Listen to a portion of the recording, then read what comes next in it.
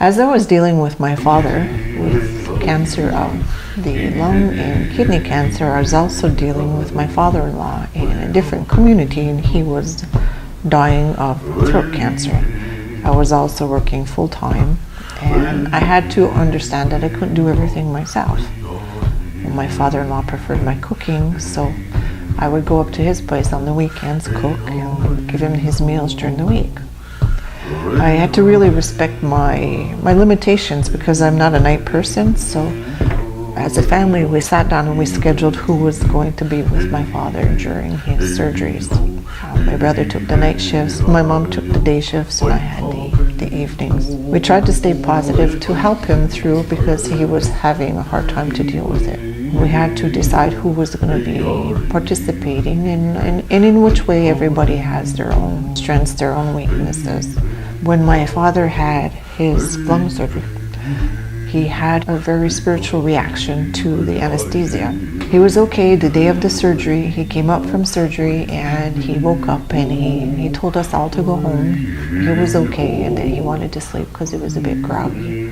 We all left. My brother stayed with him. So when he woke up, there was a family member there to help him. About 2 hours later, my brother called back and he said that my father was being very combative and he wouldn't calm down. He wouldn't let the medical staff near him.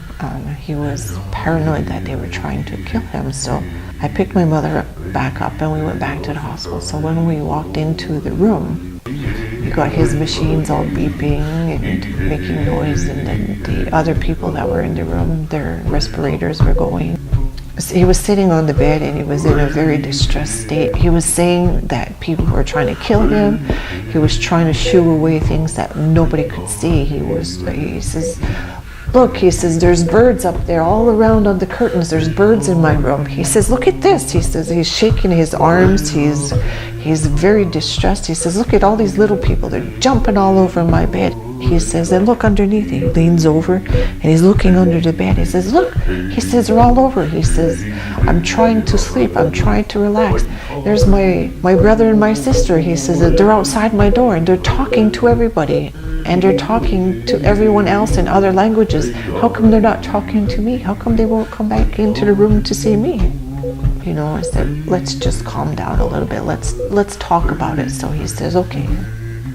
At that time, the anesthesiologist came in and wanted to talk to the family. My brother and my mother went outside the room to talk with the anesthesiologist because he was very upset. And my mom was upset because she was seeing this and she didn't know what was going on either. So the anesthesiologist just kept saying, you know, how much does he drink and when does he drink and, you know, what does he drink? And I could hear them talking outside the door, but I didn't go outside the door. I was helping my father to try to calm down. I told him, I said, Dad, you know, this is your bed. Do you want these people here? No. I said, well, it's up to you. I said, you go ahead. You tell them, you talk to them. You just had surgery. You need to rest. Tell them, and they'll go away. No, you tell them, he says. I says, they're here for you. He says, you have to tell them. I tried to give him back the power to take back his power because he had lost total control. The anesthesiologist came back in with my mother and my brother, and he started asking me again, how much does your father drink? And I said, he doesn't drink. And he says, well, how much has he had? What kind of pills does he take? My mom's upset, my brother's upset. I said, look, he doesn't drink. If he has 2 beers a year, that's a lot. So they were trying to explain to everybody that what he was going through was a reaction from withdrawal from alcohol. I said, but it doesn't, because he's not withdrawal from alcohol. I said, he's seen the little people, he's seen the big people, he's seen the animals. I said, Dad, tell them, go away. He says, okay. So he told him, and then he calmed down a lot. Then he was having a problem because his brother and his sister were outside and they were speaking French and other languages to the spirits that he was seeing. So I told him, you know, we shared information. I told him, I said, they're there because they're watching over you. They don't speak French. I said, in the spirit world, people speak all kinds of languages. And the anesthesiologist said one last time, how much does he drink? He only believed that was the only excuse for what was going on. I was frustrated with him and I said, he's not a drinker. He doesn't drink. He doesn't take medication other than what's on the list of medication that he's taking. at the end, he calmed down. He got back to that part. After he allowed them to come close to him, then they just gave him a needle and sedated him so he would go back to sleep. He has no memory of this experience today, so he says, but I'm not sure if he really doesn't have any memory of it, or if it was just too much for him to comprehend from a point of view where he didn't believe in spirit and he didn't believe that there was an afterlife.